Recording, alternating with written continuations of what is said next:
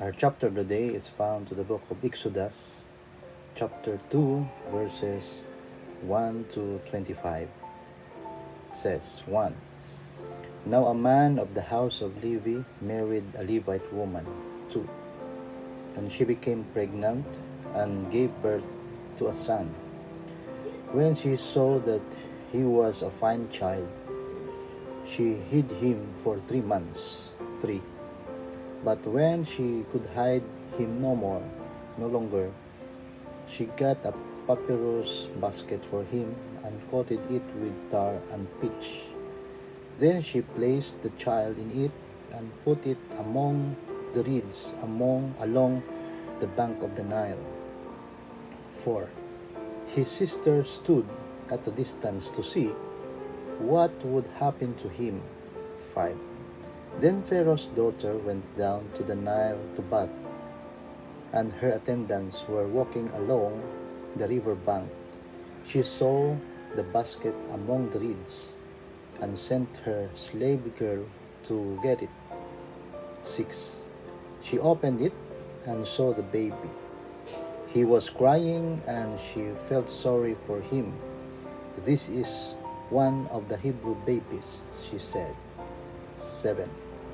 Then his sister asked Pharaoh's daughter, Shall I go and get one of the Hebrew women to nurse the baby for you? 8. Yes, go, she answered. And the girl went and got the baby's mother. 9.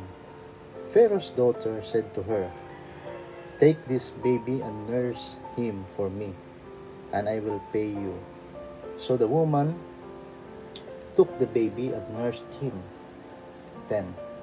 When the child grew older, she took him to Pharaoh's daughter, and he became her son. She named him Moses, saying, I drew him out of the water. 11. One day after Moses had grown up, he went out to where his own people were and watched them at their hard labor. He saw an Egyptian beating a Hebrew, one of his own people. 12. Glancing this way and that and seeing no one, he killed the Egyptian and hid him in the sand. 13. The next day he went out and saw two Hebrews fighting. He asked the one in the wrong, Why are you hitting your fellow Hebrew? 14.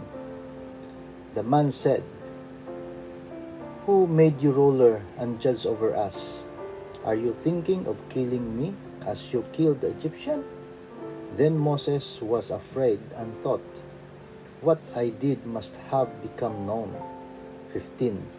When Pharaoh heard of this, he tried to kill Moses. But Moses fled from Pharaoh and went to live in Midian, where he sat down by a well. 16. Now a priest of Midian had 7 daughters, and they came to draw water and filled the troughs to water their father's flock.